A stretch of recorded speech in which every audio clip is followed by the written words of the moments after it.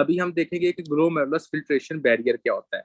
GFR क्या है, glomerulus का स्ट्रक्चर्स क्या होता है। फर्स्ट ऑफ ऑल आप लोगों को ये पता होना चाहिए कि अगर मैं ग्लोमेरुलस की बात करता हूँ ना, ये अगर आपके ग्लोमेरुलस है बच्चों, जो आपकी ग्लोमेरुलस बनी होती है वो टफ्ट ऑफ कैपिलरीज की बनी होती है, यानी कि ये आपकी ग्लोमेरुलस है ना, ये आपके कैपिलरीज का एक गुच्छा होता है।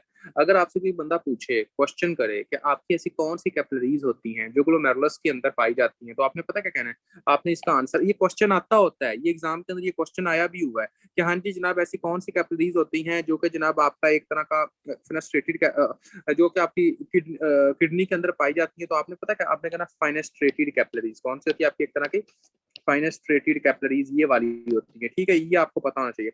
अब देखें, ये फाइनेस्ट्रेटेड जो कैपिलरीज होती है इसके अंदर क्या है, ये फाइनेस्ट्रेटेड कैपिलरीज जो होती है इनके अंदर पोर्स होते हैं, क्या होते हैं, कि ये पोरस इन नेचर होती हैं बच्चों, इनके अंदर पोर्स होते हैं। अब देखो फॉर एग्जांपल आप लोगों को पता है कि आपके ब्लड का तकरीबन जो 20% जो ब्लड है ना वो किडनी को मिलता है, 20 to 25% जो ब्लड होता है वो किडनी को मिलता है, ठीक है।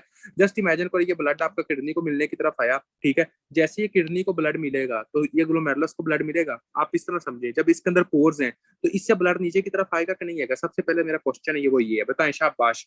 हाँ जी, ये जनाब आपका इधर से नीचे आएगा कि नहीं आएगा, जल्दी करें अभी, आएगा ना। अब देखें कि ये जो पोर्स हैं, ये सुराख जो है ये कितने होते हैं, ये सुराख जो होते हैं ये तकरीबन राउंड अबाउट जो होते हैं ये आपका, आपने कहना 70 to 100 नैनोमीटर के राउंड अबाउट होते हैं। तो आप खुद सोचें, अगर ये सुराख 70 to 100 नैनोमीटर के राउंड अबाउट होते हैं तो कौन से ऐसे सब्सटेंस होंगे जो ग्लोमेरुलस की कैपिलरीज के जो पोर्स हैं उधर से गुजरेंगे, ऐसे कौन से सब्सटेंस होंगे, वो सब्सटेंस होंगे जो गुजरेंगे वो तकरीबन 100 नैनोमीटर से नीचे होंगे, ठीक हो गया, 70 नैनोमीटर से नीचे होंगे, छोटे जो होंगे वो गुजरेंगे। अब देखें, जस्ट इमेजिन करें एक ऐसा सब्सटेंस जिसका जो साइज है वो 100 नैनोमीटर से ज्यादा होगा, क्या वो इधर से गुजर सकेगा।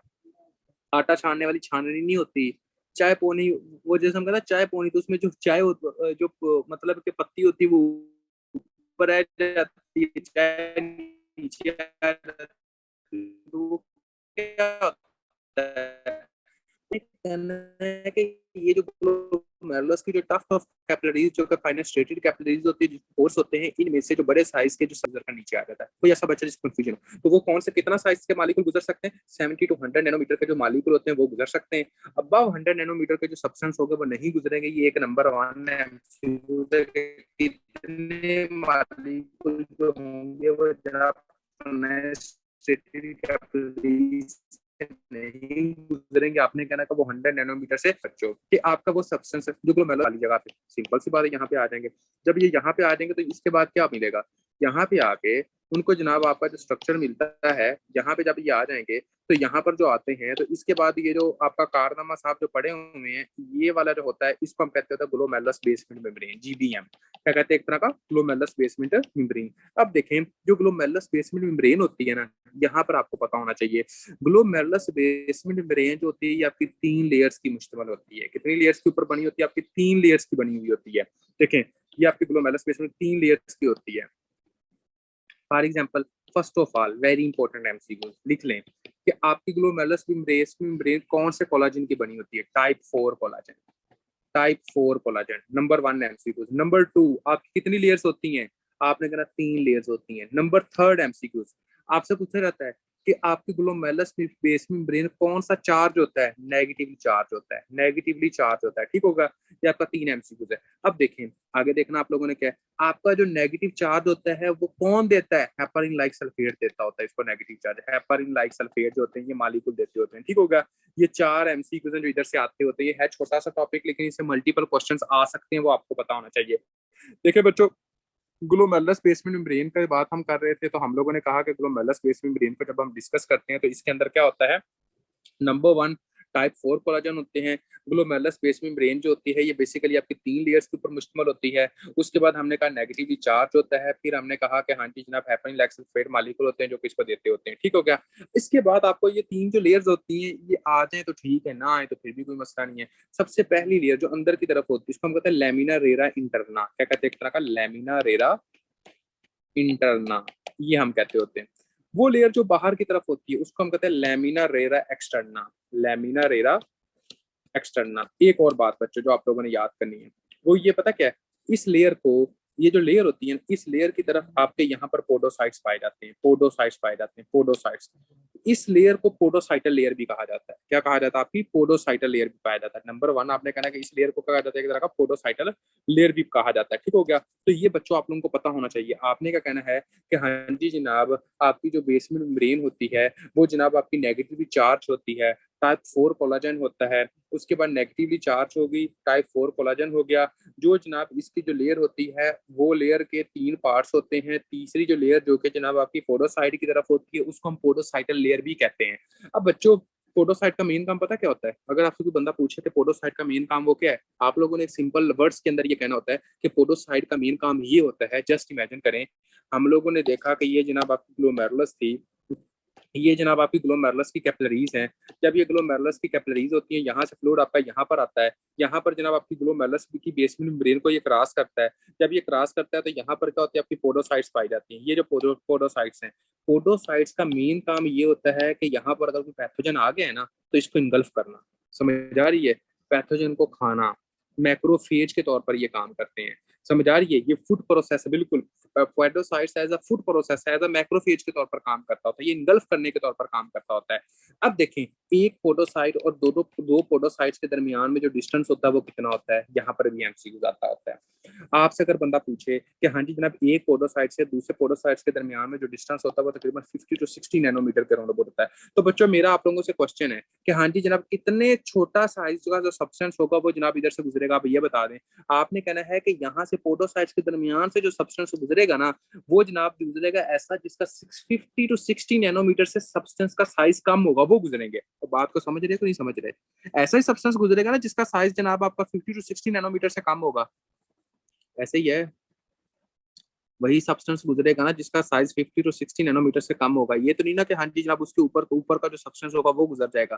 तो आपने कहना है कि वही सब्सटेंस गुजरेगा जिसका जो साइज होगा वो जनाब आपका 50 टू 60 नैनोमीटर से छोटा होगा। नंबर वन, ठीक हो गया। अब बच्चों एक और बात, यहाँ से सब्सटेंस गुजरे, कहाँ से गुजरे? सबसे पहले जनाब हमने यहाँ से बात शुरू की थी। यहाँ से बात शुरू करते ये जनाब आपकी फेनेस्ट्रेटेड कैपिलरीज थी। यहाँ पर हमने ये बात की कि यहाँ से जनाब वो सब्सटेंस गुजरते हैं जो 100 नैनोमीटर से छोटे होते हैं। यहाँ पर वो सब्सटेंस आए 100 नैनोमीटर वाले छोटे। यहाँ पर हमने कहा कि यार यहाँ पर आपकी 3 लेयर्स होती हैं, वो हमने एमसीक्यूज डिस्कस कर लिया। फिर हमने कहा कि यार यहाँ पर जो सब्सटेंस इसके दरमियान की जो जगह पर आते हैं वो ऐसे होते हैं जो 70 से छोटे होते हैं, 50 टू 60 से छोटे होते हैं। अब एक और पॉइंट है, एक पोडोसाइट दूसरे पोडोसाइट को इस तरह कवर किया होता है। एक पोडोसाइट ने दूसरी पोडोसाइट के ऊपर इस तरह कुंडी डाली होती है। कैसे? एक इधर से कुंडी होती है, एक इधर से कुंडी होती है। ये प्रोटीन होती है। इस प्रोटीन को कहते हैं नेफ्रिन प्रोटीन। क्या कहते हैं? एक तरह का नेफ्रिन प्रोटीन। अब यहाँ पर एक एमसीक्यू आता होता है। नेफ्रिन प्रोटीन जो होती है ना, ये लास्ट आपका बैरियर होता है। नेफ्रिन प्रोटीन आपके 5 टू 7 नैनोमीटर से छोटे सब्सटेंस को गुजरने देती है। अब 5 टू 7 नैनोमीटर के जो सब्सटेंस होते हैं वो जनाब इधर से गुजरते हैं और यहाँ पर आ जाते हैं। इस स्पेस को क्या कहते हैं? बोमेन स्पेस। ग्लोमेरुलस बोमेन स्पेस है। ठीक हो गया। तो ये क्या था? ये आपका ग्लोमेरुलस का स्ट्रक्चर था।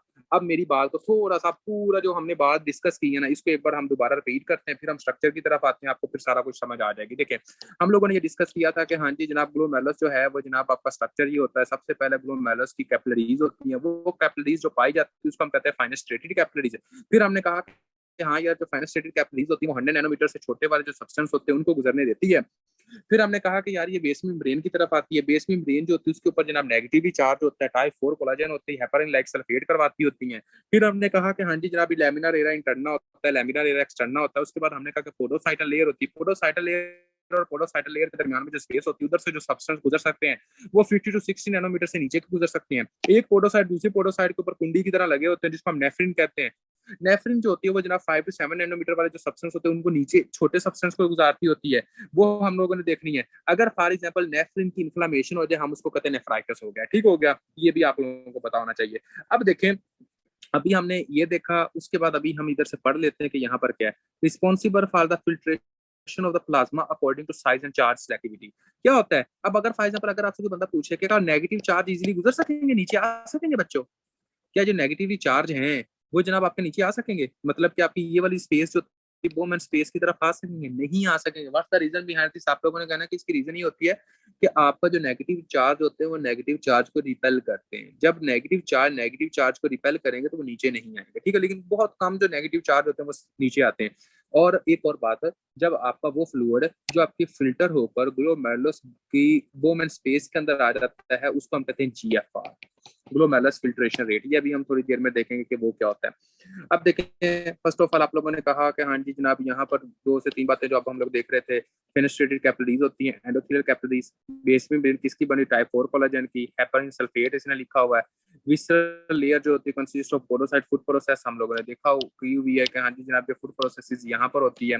उसके बाद हम लोगों को पता होना चाहिए कि हाँ जी, जब charge barrier all 3 layer contain negative charge, glycoprotein की वजह से इनका नेगेटिव चार्ज होता है और उसके इसके ऊपर होता है। उसके बाद जनाब दूसरी जो होती है वो आपने कहा एल्ब्यूमिन वगैरह का भी नेगेटिव चार्ज होता है। एल्ब्यूमिन एक प्रोटीन है जो कि नेगेटिव चार्ज होती है। अब एक और बात है, जस्ट इमेजिन करें, चलो मैं वो बाद में बताता हूँ। Size barrier fenestrated capillaries endothelium prevent entry, वो क्या कह रहा है, प्रिवेंट इंट्री कितने more than 100 nanometre molecule blood cells to porocyte food processes interpose with the glomerulus basement membrane slit diaphragm prevent molecule of the more than 50 to 60 nanometre. वो diaphragm की बात कर रहा है, पोरोसाइट्स की। उसके दरमियान की जो बात होती है वो ये कह रहा है कि इसके दरमियान पर सब्सटेंस होते हैं वो 50-60 नैनोमीटर से नीचे नहीं आने देते। नेफ्रिन की बात नहीं, क्योंकि वो आपने खुद ऐड कर देनी है। देखिए, अब मैं आप लोगों से एक बात पूछता हूँ, जस्ट इमेजिन करें, अगर एक बंदा है जिसके क्या प्रोटीन के ऊपर नेगेटिव चार्ज होता है। पहले तो मुझे ये बताना है कि प्रोटीन का साइज भी बड़ा होता है। दूसरा, प्रोटीन के ऊपर नेगेटिव चार्ज होता है। क्या किसी नॉर्मल बंदे के अंदर प्रोटीन इधर से फिल्टर हो सकती है? पहले तो ये बताएं, पहला ये क्वेश्चन है। एक नॉर्मल बंदा है, उस नॉर्मल बंदे के अंदर क्या प्रोटीन फिल्टर हो सकती है? नहीं हो सकती। तो अगर फिल्टर नहीं हो सकती तो क्या उस बंदे के अंदर प्रोटीन यूरिन के अंदर आ सकती है? क्या नॉर्मल बंदा जो है उस बंदे के अंदर प्रोटीन यूरिन के अंदर आ सकती है? नहीं आ सकती। तो अगर आप किसी बंदे को ऐसा देखते हो जिसके अंदर प्रोटीन यूरिन के अंदर आ रही है, क्या वो नॉर्मल होगी या एबनॉर्मल होगी? शाबाश, ये बताइए। वो एबनॉर्मल होगी। वो क्या होगा, प्रोटीन यूरिया होगा। अब अगर तो फॉर एग्जांपल फीमेल प्रेग्नेंट हो और उसके यूरिन के अंदर प्रोटीन आ रही हो, साथ उसको ब्लड प्रेशर का मसला हो, समझ आ रही है? अगर उसको ब्लड प्रेशर का मसला हो, साथ उसको हेडेक हो, उसके बाद जनाब प्रोटीन जो है वो उसके यूरिन के अंदर आ रही हो, उसको हम कहते हैं ये प्री इक्लेम्पसिया की पेशेंट हो सकती है। अगर फॉर एग्जांपल एक बच्चा है, वो हमारे पास आता है, वो कहते हैं कि उस बच्चे के अंदर मोर देन 3.5 ग्राम पर डे के लिहाज से ज्यादा प्रोटीन जो है वो यूरिन के अंदर आ रही है। वो क्या है, आपने कहा ना, नेफ्रोटिक सिंड्रोम है, नॉट अ नेफ्रीटिक सिंड्रोम। नेफ्रीटिक सिंड्रोम के अंदर प्रोटीन नहीं आती। नेफ्रीटिक सिंड्रोम के अंदर आपका हिमाचूरिया होता है। नेफ्रीटिक सिंड्रोम और नेफ्रोटिक सिंड्रोम दोनों में फर्क होता है, ठीक हो गया? तो आपने क्या कहना है, वो हम आगे जाकर ओके देखें। अगर फॉर एग्जांपल किसी बच्चे के अंदर यूरिन के अंदर मोर देन 3.5 ग्राम के ज्यादा प्रोटीन आ रही हो पर डे, तो हम उसको कहते हैं प्रोटीन यूरिया, जिसको हम कहते हैं उसको हम कहते हैं नेफ्रोटिक सिंड्रोम है ये बच्चे के अंदर, ठीक हो गया? अडल्ट के अंदर भी हो सकता है, दूसरों के अंदर भी हो सकता है नेफ्रोटिक सिंड्रोम मल्टीपल टाइम। तो डायबिटीज की वजह से हो सकता है, हमारे डोसिस की वजह से हो सकता है। वो हम डिटेल के अंदर आगे जाकर डिस्कस करेंगे। मतलब अगर किसी बंदे के यूरिन के अंदर 3.5 से ज्यादा प्रोटीन आ रही होगी ना, तो वो नेफ्रोटिक सिंड्रोम का पेशेंट बन जाता है। सिंपल सी बात है, ठीक हो गया? नेफ्रीटिक नहीं कहेंगे क्योंकि नेफ्रीटिक के अंदर आपके आरबीसी आते होते हैं, ठीक है? तो ये बच्चों आपको पता होना चाहिए। कोई ऐसा बच्चा जिसको ना समझ आइए, शाबाश अनिमान।